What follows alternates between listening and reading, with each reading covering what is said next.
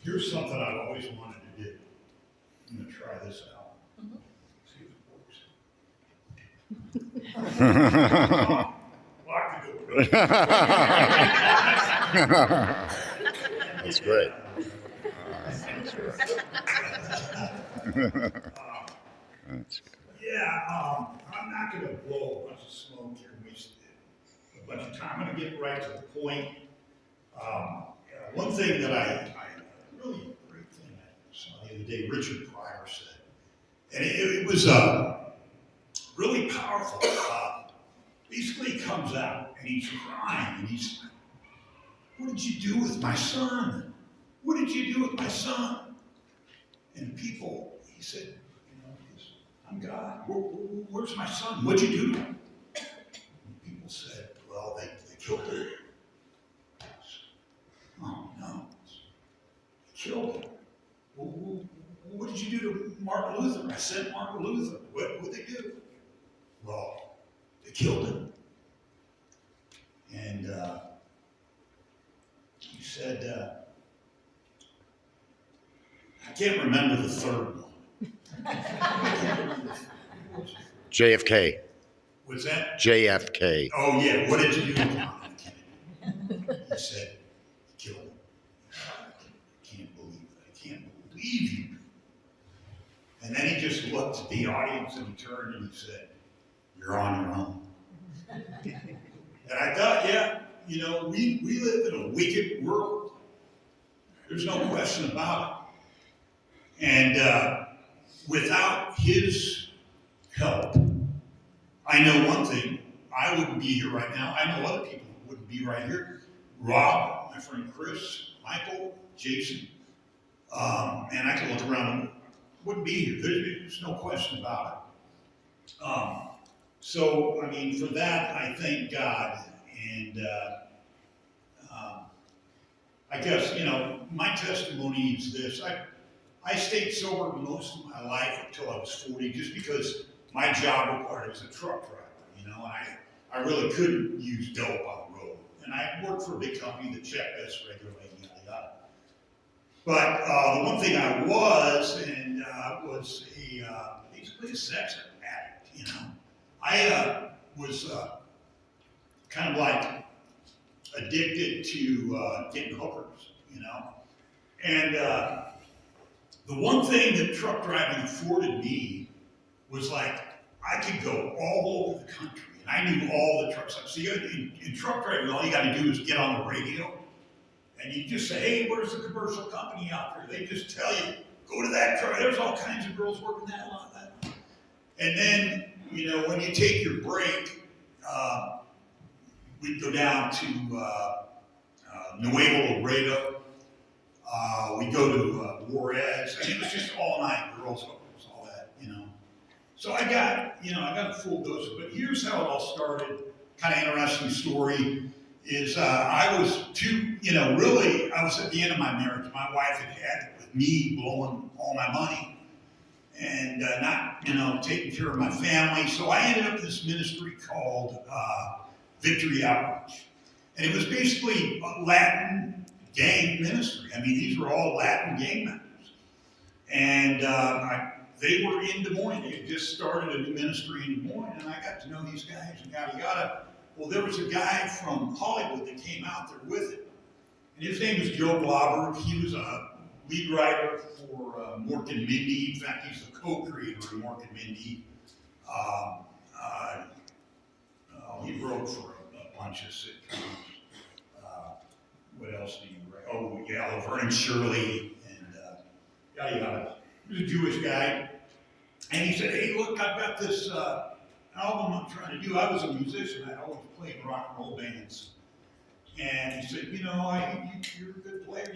Maybe you can help me." So I said, "All right, And he goes, "I know you're looking for a place to live." But he goes, "How about you come stay with me? You could just stay with me, work on this album, get it off the ground, man." I said, "All right." So I helped him just flesh out the songs. People that are musicians kind of know that just like put it to chord form, put it to timing, get it down, record it. So we had a basic recording track, whatever. And I went through the album. We had a really good song on that called Hammers, Pounding Nail. I brought in a bunch of musicians that I knew. Bam, we got it done. And Joe said, well, here, I want to help you with something. What is it you want to do? And I said, well, I've always wanted to go to truck driving school. I want to be a truck driver. And he's like, all right. He goes, and I said, the problem is with this company, I got to have a cosign. So he said, oh, cosign. Bang, it's in. So I go to Snyder National, and I go through their training course. I'm talking to Joe all the time. And it comes to like the final testing. You guys like to look. I've been doing this for 17 years. He goes, I know you really want to do this, but you're not cut out to be a truck driver. You're not going to make it. So you've got to call your friend and let him know and get your transportation organized back. Just be ready in the morning. Oh, unbelievable. I was just crushed. So I called Joe that night. I said, Joe, this is the deal, man. I'm not going to make it as a truck driver. And he goes, well, here's something you can do. We do this kind of in the Hebrew world, and it's called like a fleece. And basically what you do is you just you put a circle on the ground, you throw everything up in the air, whatever lands in the circle is yours, whatever's outside. If it's meant to be, what happens? So he said, just pray about it, and then why don't you ask them if you can test? Maybe they'll let you test, if they have time. All right. So I didn't even study.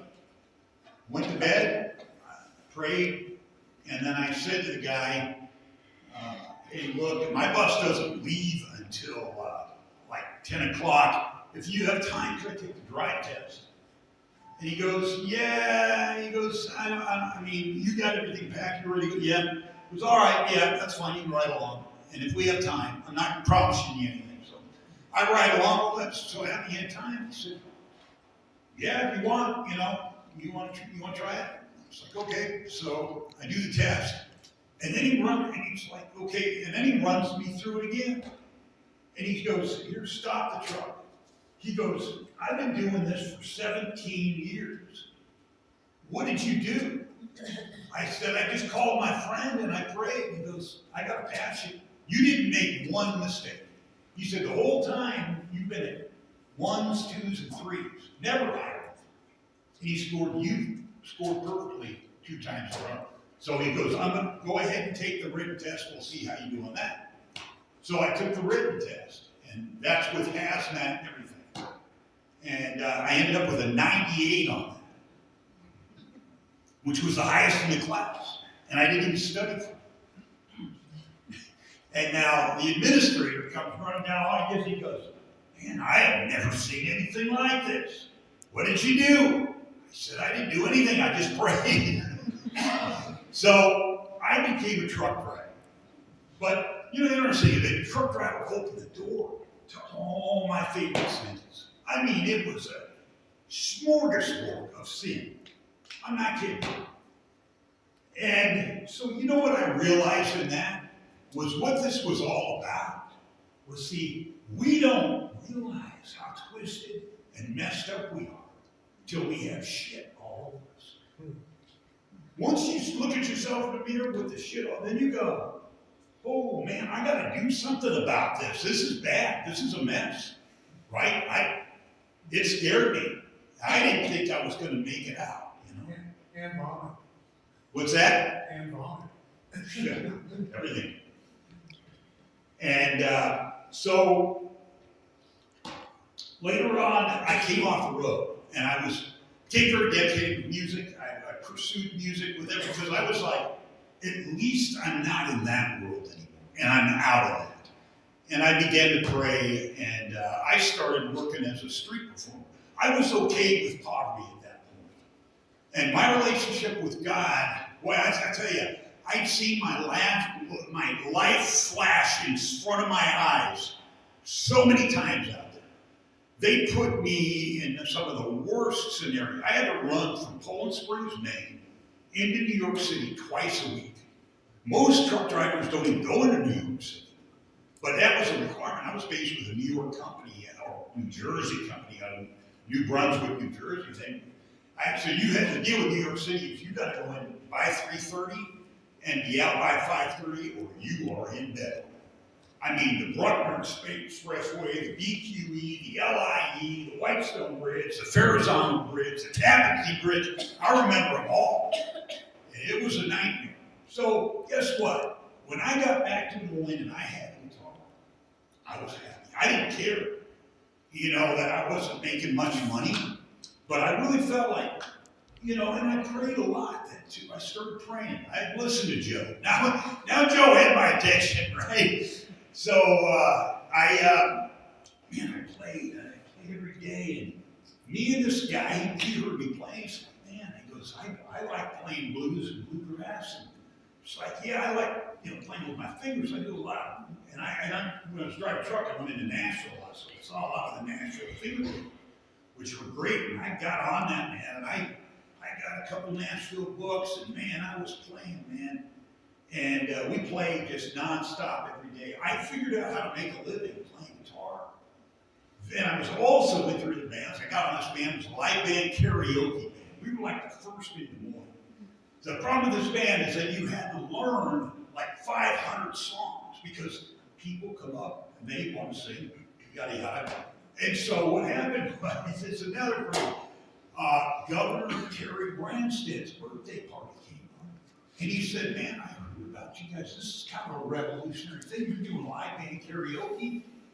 And my friend, who was a Jewish guy, another Jewish guy, was the drummer. And he said, yeah, I kind of, I've known my family, but he wants us to play at his birthday party. And it was at this big Altoona Inn across from Adventureland. Wow, I mean, we were kind of a ragtag East Side band. Like we played all in the East Side clubs by the fairgrounds, you know what I'm talking about? We were good musicians. We could cover our stuff well, but wow, you got me, and everybody's gonna be there. Grassley, Michelle Bachman, they were all on the campaign trail, so they'd stop through. So, like, I talked to Ron Paul. I said, Ron, are you going to get up and sing with us? He goes, I've always wanted to sing, but I can't carry a tune in the bucket, he said. That other black guy that was running, and he did some poetry. Boy, this ain't amazing. Here we are, Grandson, the broke shoulders, these guys. And all of this to say that, the thing of it is that God put me on a journey. And what I found, I think, in this is that more than anything, knowing Him became very important to me. Now, in my quest with rock and roll music, what happened is I found a friend that had a plethora of opiates. He used to get hydrocodone 7.5s, 180 a month, but he didn't take them very often, so he had stacks of them saved up. He had hydrocodone pens that he got from his girlfriend. He goes, I don't even use them. You can have them. Well, then he introduced me to his girlfriend, and she would have me come over there and clean her house and take care of her cats. She'd give me all her tens. It was 90 tens and 5 fentanyl patches. And man, I was stuck like Chuck on that stuff. I mean, to do 3 days without, I was so sick and depressed. But if I had some, man, I was just fine. So that, I'm back to playing with him in the Skywalks and doing the East Side Band, and had another band, just playing constantly. And I ended up with an aortic aneurysm. I'm sure Mike from ER knows what that is. Basically what it is your aorta ruptures. Your aorta is your lifeline to all your organs. Pop! You die. I died twice. Somehow they saved me. He said, that was an 11-hour emergent surgery. You are so lucky. He goes, you died twice on this, but you kept coming back. Bam! And I said, wow, amazing. He brought me back. And he really had my attention. But I'll tell you something. Prior to that surgery, something amazing happened. this lady told me this name, Yeshua. Pray Yeshua. Jewish people. We call him Yeshua. Pray Yeshua. Okay? But you know, the whole time I was in surgery, and all that was the only thing in my mind. Yeshua, Yeshua, Yeshua. Came out, and there's my wife. Now, I always loved my wife. I had no intention of ever getting divorced. I'm like, that was our family, man. I had 2 beautiful kids. And she said, I said, oh, honey. I was so happy. She said, no, no, no. I was like, get in bed with me, honey. But, you know, wow, that name. So I've always held on. I've treasured that name. But I want to tell you now, I'm going to wrap this up, but I'm going to say one thing. All my pursuits, the only thing that matters to me now is getting to be with Yeshua. I want to go to heaven, and I want to be someplace safe.